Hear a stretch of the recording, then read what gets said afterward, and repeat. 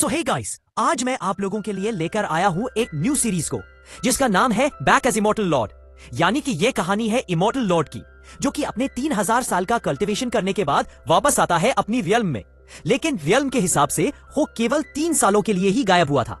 लेकिन ये रियल्म में वो समय होता है 3000 साल, जितने समय में वो अपना कल्टीवेशन करते करते बन चुका था एक इमॉर्टल लॉर्ड। और अब वो वापस आ रहा है जिसका नाम होता है किंग यान। और हम लोगों को सबसे पहले दिखाया जाता है इमॉर्टल रियल्म को, जहां पर किंग यान होता है। और वो ये कह रहा था कि एक पुरानी कहावत है कि हम जब कभी भी कहीं से होकर अपने घर पर वापस आते हैं तो हमें उस नाम को लेकर जाना चाहिए जिसके लिए हमने अपने घर को छोड़ा था।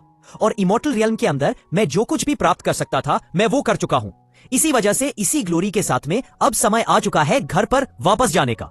घर पर वापस जाने के लिए वो यूज कर रहा था अपनी हेवनली स्वॉर्ड का, जो कि रियलिटी को भी चीरते हुए एक पोर्टल को बनाने लगती है। और ये पोर्टल कनेक्ट हो रहा था इमॉर्टल रियल्म में, जो नजारा सच में बहुत ही ज्यादा गजब का लग रहा था।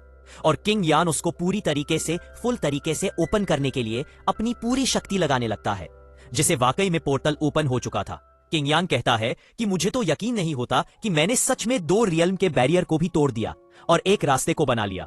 वो कहता है कि मॉम डैड सिस्टर सायर, मैं वापस आ रहा हूं, बस थोड़ा सा और इंतजार करो, मैं कुछ ही पलों में आपके पास में आ जाऊंगा। लेकिन उसी मोमेंट पर किंग यान को रोकने के लिए आ जाता है एक स्पिरिचुअल बीस्ट, जो कि किंग यान से कहता है कि तुमने ये कैसे सोच लिया कि तुम यहां से बचकर निकल पाओगे।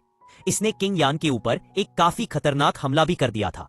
यहां से सीन कट होता है और हम लोग देख पाते हैं इमॉर्टल रियल्म के अंदर कुछ लोगों को जो कि किंग यान के फेवरेट एल्डर को परेशान कर रहे थे, उनको मारने की कोशिश कर रहे थे।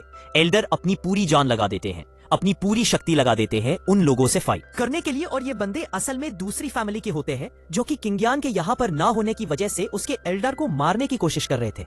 वो यहाँ पर उनसे बचने के लिए टेक्निक का यूज करते हैं। तो वह हमलावर बंदे उस अटैक को डैच करते हुए अपने क्लॉज को निकालकर एल्डर के ऊपर कुछ ज्यादा ही खतरनाक लेवल के हमले भी करने लगे थे।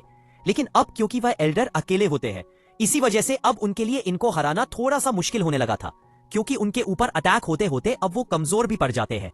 तभी वो कहने लगते हैं कि तब मैं यहाँ का क्लेन लीडर था तो मैंने तुम सभी के साथ में न्याय किया था, लेकिन फिर भी आखिर तुम लोग मेरे साथ में ऐसा क्यों कर रहे हो। वो दोनों ही बंदे सामने आकर कहने लग जाते हैं कि तुम्हारा बेटा जो कि है किंग यान, वो अब किसी भी काम का नहीं है और ना ही वो क्लेन लीडर बन सकता है। इसीलिए बेहतर यही होगा कि तुम क्लेन लीडर की पोजीशन दे दो ग्रैंड एल्डर के इकलौते बेटे यूनियांग किंग को। जिससे कि वेल्डर कहने लग जाते हैं कि अगर मेरा बेटा क्लेन लीडर नहीं बन पाएगा तो मुझे फर्क नहीं पड़ता, क्योंकि मुझे पूरा पूरा भरोसा है कि किंग यान बहुत ही जल्द वापस लौट कर आएगा। इसी वजह से उस समय के लिए मुझे उसके लिए पोजीशन को बचाकर रखना होगा, क्योंकि यान किंग क्लेन लीडर की पोजीशन को डिजर्व नहीं करता।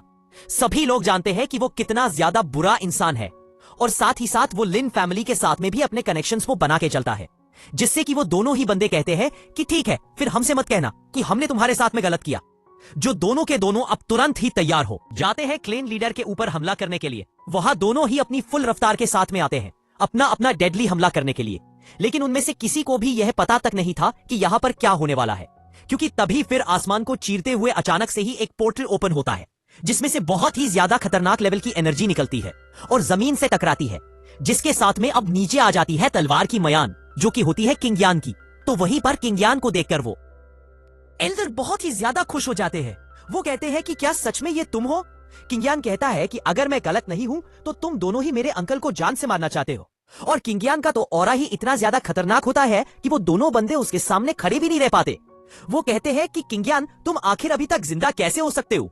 जिससे कि किंग यान तुरंत ही अपने अंकल के पास में जाता है और अपने मयान को रखते हुए अंकल को ग्रीट करता है और ये कहता है कि इन बीते हुए सालों में मैंने आपको बहुत ही ज्यादा मिस किया। लेकिन वो जो बंदे होते हैं वो अपनी अपनी पावर्स को बढ़ाते हुए अटैक करने को आ रहे थे किंग यान पर। किंग यान कहता है कि तुम लोग इतने बड़े बेवकूफ हो कि अपनी मौत को भी नहीं पहचान पा रहे हो, क्योंकि ये लोग जब हमला करने के लिए आ रहे थे तो उनके ऊपर एक अजीब सी चीज होने लगती है। उन दोनों की बॉडी जलकर एकदम आग में बदल जाती है। किंग यान कहता है कि तुम्हारा जो कोई भी मास्टर है उसने तुम्हारी मौत को तो पहले ही लिख दिया था। यानी कि ये दोनों अपने मिशन में कामयाब होते या ना होते, लेकिन मारे तो वैसे भी जाते।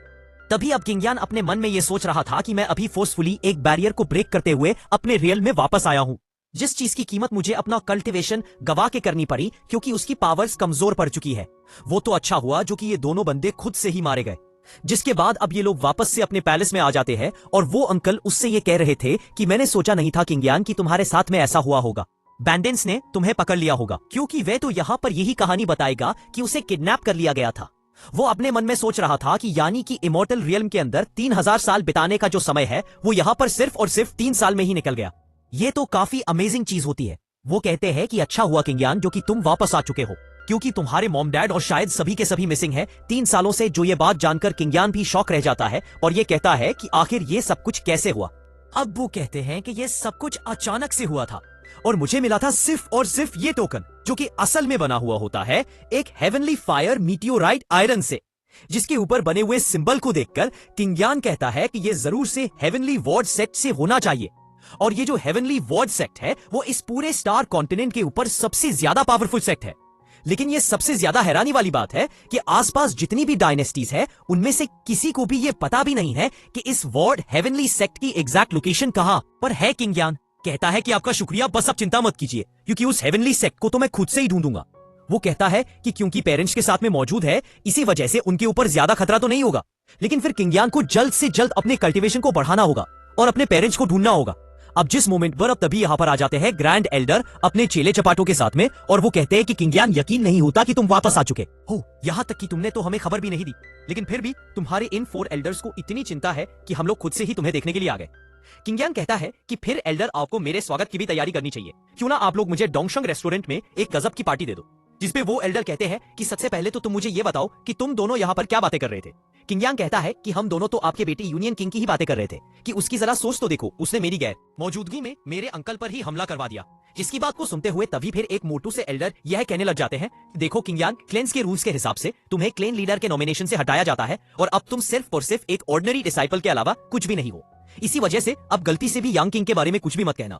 किंगयान कहता है कि यानी कि आप लोग यहाँ पर पूरी अच्छी तरीके से तैयारी करके आए हो ताकि यांग किंग को उसने जो किया है उससे बचाया जा सके।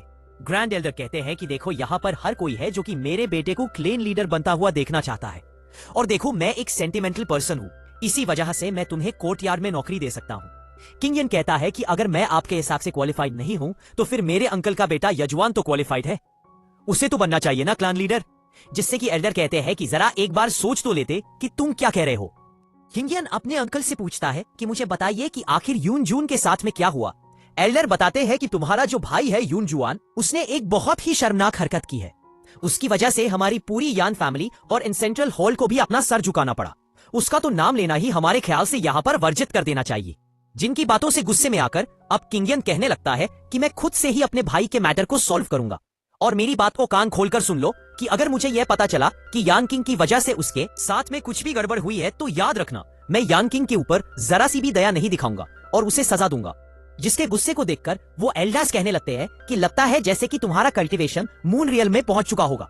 किंगयन कहता है कि मेरा कल्टीवेशन है स्टार रियल में के 3rd स्टेज में। जो बात सुनकर वो सभी एल्डर्स हंसने लगते हैं और यह कहते हैं कि आज से 3 साल पहले तुम स्टार रियल के 5th स्टेज में थे। क्या तुम मुझे बताओगे कि 3 सालों की मेहनत करने के बाद तुमने अपने कल्टीवेशन को घटा कैसे लिया? और तुम्हें ये बात भी पता होनी चाहिए कि मेरा बेटा यांग किंग पहुंच चुका है स्टार रियल्म के 6th स्टेज में।